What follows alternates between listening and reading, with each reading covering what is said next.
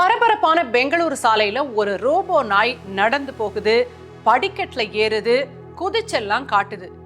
ஒருவேளை வைரலான அந்த சீன ரோபோ நாயா இருக்குமோன்னு நிறைய பேருக்கு சந்தேகம். ஆனா அது முழுக்க முழுக்க இந்தியாவிலே தயாரான பரம் ரோபோ. இந்த ரோபோவை தயாரிச்சது ஒரு பெங்களூரு நிறுவனம். அந்த நிறுவனத்தோட உரிமையாளர்கள் யாருன்னு கேட்டா அசந்து போயிடுவீங்க. வாங்க யாருன்னு பார்க்கலாம். ரொம்பவே எதிர்பார்ப்போட தொடங்கின ஏஐ எக்ஸ்போ நமக்கெல்லாம் ஏமாற்றத்தை ஏற்படுத்திருச்சு. காரணம் என்ன நிறைய பேருக்கு தெரிஞ்சிருக்கும்.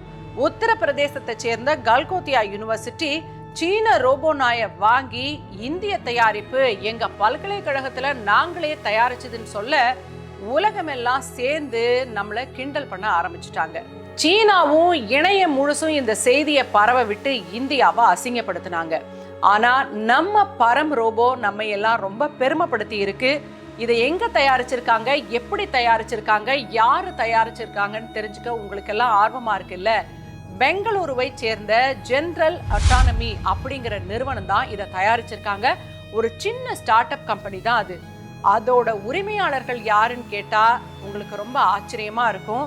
2 பேரும் இளைஞர்கள் தான், உத்தரப்பிரதேசத்தை சேர்ந்தவங்க.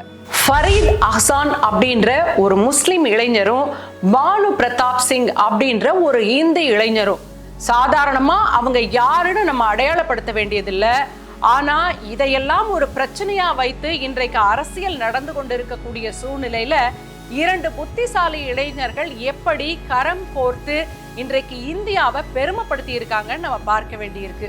இவங்க 2 பேரும் ஐஐடி கான்பூர்ல படிக்கும் போதுல இருந்தே நண்பர்களா இருந்திருக்காங்க. இவங்கள உங்களுக்கு சொன்னா யாருன்னு தெரியும். நீங்க எல்லாம் ரொம்ப ஆர்வமா பயன்படுத்துற ஷேர் சாட் இருக்கு இல்லையா, அதை உருவாக்கினவங்க இவங்க தான். அந்த நிறுவனத்துல அதை உருவாக்கி கொஞ்ச நாள் அங்க வேலையில இருந்த பிறகு அந்த வேலையை விட்டுட்டு 2023ல பெங்களூர்ல இந்த ஸ்டார்ட் அப் நிறுவனத்தை தொடங்கி இருக்கிறாங்க. பல சிரமங்களுக்கு மத்தியில தான் இந்த ரோபோவை அவங்க உருவாக்கி இருக்கிறாங்க. அவங்க ஏன் தன்னுடைய மாநிலமான உத்தரப்பிரதேசத்தை விட்டுட்டு பெங்களூர்ல வந்து தொழில் தொடங்கினாங்க அப்படின்னு உங்களுக்கு தோணலாம். காரணம், பெங்களூரு தான் இந்தியாவோட சிலிக்கன் வேலி. அவங்களுக்கு தேவையான சாஃப்ட்வேர், ஹார்ட்வேர் எல்லாமே அங்க கிடைக்கிற வசதி இருந்தது. அதனால ஒரு சிறிய நிறுவனத்தை தொடங்கி ரொம்ப அழகா இந்த பரம் ரோபோவை உருவாக்கி இருக்கிறாங்க.